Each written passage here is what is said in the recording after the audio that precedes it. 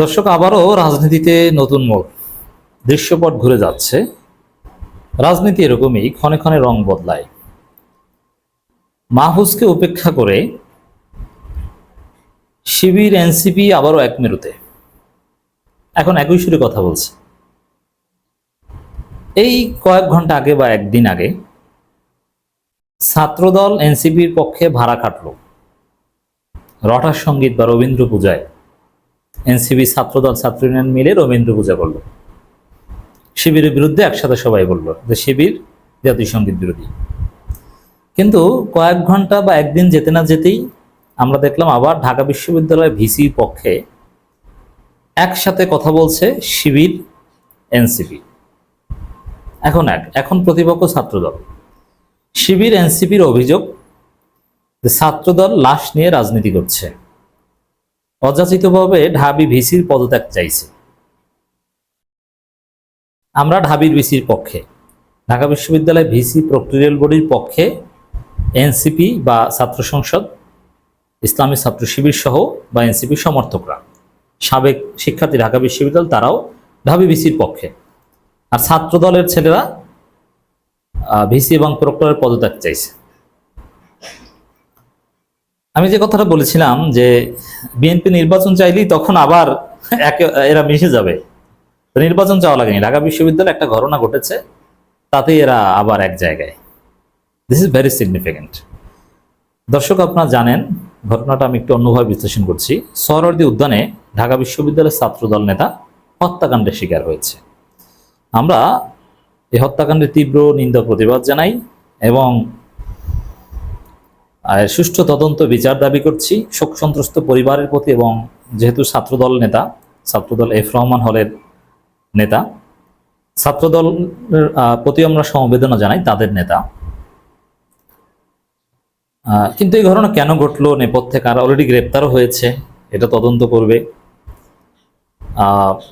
তবে ঘটনার ধরন দেখে আমরা কিছু বিশ্লেষণ করব। আমরা খবরটা যদি আগে একটু বলি।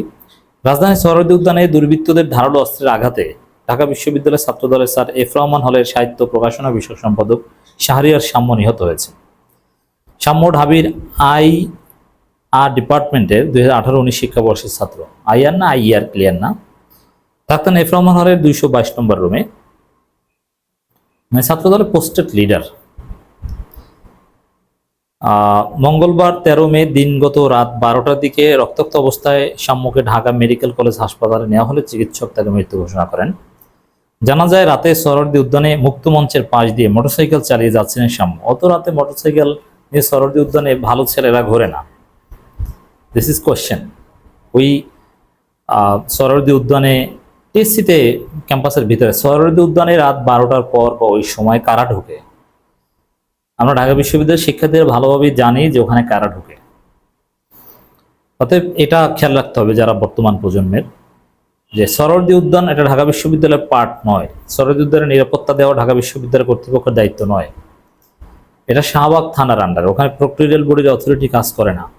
তো সেখানে ঢাবি শিক্ষার্থীরা এত রাতে কি করবে? ঢাবির পলিটিক্যাল শিক্ষার্থীদের কাজ ক্যাম্পাসের ভিতরে। সোহরাওয়ার্দী উদ্যানে কি হয়? গাঞ্জা বিক্রি হয়, নেশা করা হয় এবং প্রস্টিটিউট ভাড়া পাওয়া যায়, এবং সেখানে অনেকে যায় সার্ভিস নিতে বা গাঁজা খেতে। তো এখানে উৎসুক ফার্স্ট ইয়ার সেকেন্ড ইয়ারের ছেলেরা অনেকে দেখতে যায় যে চল আজকে উদ্যানে যাই, দেখি, গ্রুপ দল বেঁধে যায়।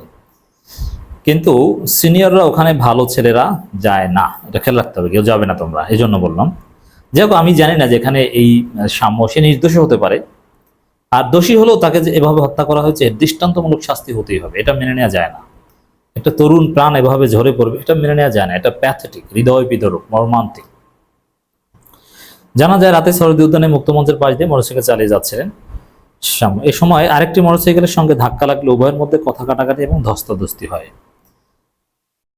এখন মোটরসাইকেলের সাথে ধাক্কা দেওয়া, কথা কাটাকাটি, ধস্তাধস্তি এগুলো স্বাভাবিক, কিন্তু সাথে ধারালো অস্ত্র নিয়ে ঘুরবে এবং আঘাত করে তাকে হত্যাকাণ্ড, মানে ওখানে কারা থাকে বুঝতে পারছেন? তাহলে সোহরাওয়ার্দী উদ্যানে যাদের সাথে ধাক্কা লেগেছে তারাই তো তাকে হত্যা করেছে।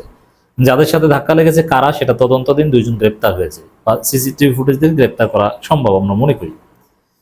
কিন্তু আপনি চিন্তা করেন, আমি যে কথাটা বলেছি যে ওখানে ভালো ছেলেরা যায় না, ধারালো অস্ত্র নিয়ে সেখানে থাকে, সাথে সাথে হত্যা করেছে। অতএব কোন ক্যাটাগরির লোক ওখানে থাকে? ওখানে ওই যে বললাম মাদক সেবী বা এই প্রস্টিটিউশন সার্ভিস গ্রহীতা ছাড়া কোনো ভালো ছেলেরা ওখানে থাকে না। আমাদের সময় আমরা যখন বিশ্ববিদ্যালয়ের প্রথম দিকে পড়তাম তখন সোহরাওয়ার্দী উদ্যানে থাকতেন ছাত্রলীগের সাবেক সেক্রেটারি সিদ্দিকী নাজমুল, আমার পাশের রুমে থাকতেন, আমার শ্রদ্ধেয় বড় ভাই। তিনি সোহরাওয়ার্দী উদ্যানে রাত 12টার পরে থাকতেন, কারণ তিনি ওই প্রস্টিটিউটদের কাছ থেকে চাঁদা নিতেন। আবার সোহরাওয়ার্দী উদ্যানে ঘাস বেচতেন। সোহরাওয়ার্দী উদ্যানের ঘাস আছে না, ওটা তো সরকারের বা গণপূর্ত অধিদপ্তর বা এদের। তো ওখানে অনেকে রাতে এসে ঘাস কেটে নিয়ে যেয়ে বিক্রি করতো, প্রচুর ঘাস হতো। তখন ঘাস কাটা টাটা হলে তখন নাজমুল যেত, বলতো ওই তুই ঘাস কাটছো কা, এটা কি তোর ঘাস? তো কিছু বলতে পারতো না। তারপরে তার কাছে বিক্রি করতো, ঠিক আছে এই ঘাসের দাম কত, কয় টাকা বেচবি, এই কয় টাকা, সাপোজ ঘাসের দাম 1000 টাকা, ঠিক আছে আমার 800 টাকা দে। তারপরে ওই লোক 200 টাকা লাভ করতো। ওই সিদ্দিকী নাজমুল আলমের মতো সন্ত্রাসীরা বা প্রস্টিটিউশন সার্ভিস যারা গ্রহণ করে এরা ওখানে ঘুরতো, আমাদের চোখে দেখা। কিন্তু ভালো ছেলেরা ওখানে ঘুরবে না বা ঘোরার কথা না। ছাত্রদলের ছেলেরা ওখানে কেন যাবে রাতে? ওখানে কাজটা কি? সোহরাওয়ার্দী উদ্যানে গভীর রাতে ছাত্রদলের রাজনীতিটা কি? এক পর্যায়ে শামুকে ধারালো অস্ত্র দিয়ে ডান পায়ে আঘাত করে দুর্বৃত্তরা পালিয়ে যান। শাহরিয়ার শামু ঢাকা বিশ্ববিদ্যালয় ছাত্রদলের স্যার ইফ রহমান সাহিত্য প্রকাশনা সম্পাদক বিষয়ে জানিয়েছেন ছাত্রদলের দপ্তর সম্পাদক ওয়াসি তানি। চিকিৎসকের বরাত দিয়ে তার মৃত্যুর বিষয়ে নিশ্চিত করেছেন ঢাকা মেডিকেল কলেজ পুলিশ ক্যাম্পের ইনচার্জ মোহাম্মদ ফারুক। তো দর্শক, এরপরে ক্ষুব্ধ ছাত্রদল নেতাকর্মীরা ঢাকা বিশ্ববিদ্যালয়ের ভিসি এবং প্রক্টোরিয়াল টিমের পদত্যাগ দাবি করছে। এখন এটা হচ্ছে ছাত্রদলের লাশ নিয়ে রাজনীতি করা। কারণ ঢাবি ভিসি সাহস নিয়ে বের হয়েছেন, তারা উত্তেজিত শিক্ষার্থীদের ফেস করেছেন। এটা ঢাবির অন্য কোনো ভিসি এই কাজ করতেন না, এত রাতে ভাবে বের হতেন না। আর ছাত্রদলের ভিসিকে নানান গালাগালি করছিল ছাত্রদলের ছেলেরা, মানে ঢাবি ভিসি। তখন ঢাবি ভিসি উত্তেজিত হয়ে বলেছিলেন যে তোরা আমাকে মারবি, আমরা আলাদা, তোরা আমরা তো একই, তো এগুলো কি আমার প্রতি গালাগালি কেন? সোহরাওয়ার্দী উদ্যান ঢাকা বিশ্ববিদ্যালয়ের অংশ নয়, সেখানে নিরাপত্তা দেওয়ার কাজ প্রক্টোরিয়াল বডি নয়, বরং সোহরাওয়ার্দী উদ্যানের গেট থেকে ঢাকা বিশ্ববিদ্যালয় আলাদা করার উদ্যোগ নেওয়া হয়েছে, যে গেট বন্ধ থাকবে, ঢাবিতে যে কেউ ঢুকতে পারবে না, টিএসসিতে বা যে কোনো জায়গায়। ছাত্রদলই তার বিরোধিতা করেছে। তো দর্শক, এই ঘটনার পলিটিক্যাল কারণ কি থাকতে পারে? প্রথম কথা হচ্ছে, এটা যদি নিছক এই বাইক অ্যাক্সিডেন্ট এবং ওই নেশাখোরদের ধাক্কাধাক্কি হয়, দ্যাটস ডিফারেন্ট কেস। আর যদি এর কোনো পলিটিক্যাল ইমপ্লিকেশন থেকে থাকে, তাহলে আমি বলবো যে উপদেষ্টা মাহফুজকে প্রথমে সন্দেহ করতে হবে।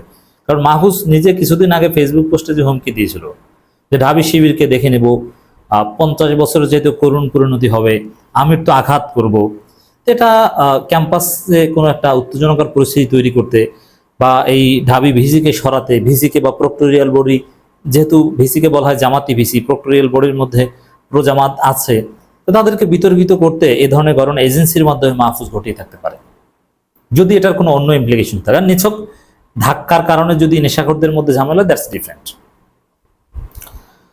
মাহফুজকে সন্দেহ করতে হবে। স্ট্রাকচারালি এই ঘটনার জন্য ছাত্রদল নিজেরাই দেয়। কারণ এই যে ক্যাম্পাস থেকে সোহরাওয়ার্দী উদ্যানে আলাদা করা, এই ক্যাম্পাসে চায়ের দোকান থাকবে না, দোয়েল চত্বরে ওই সব দোকান টোকান থাকবে না, এগুলো বন্ধের উদ্যোগ ঢাবি কর্তৃপক্ষ নিয়েছিল, কিন্তু ছাত্রদলের প্রতিবাদের মুখে পারেনি।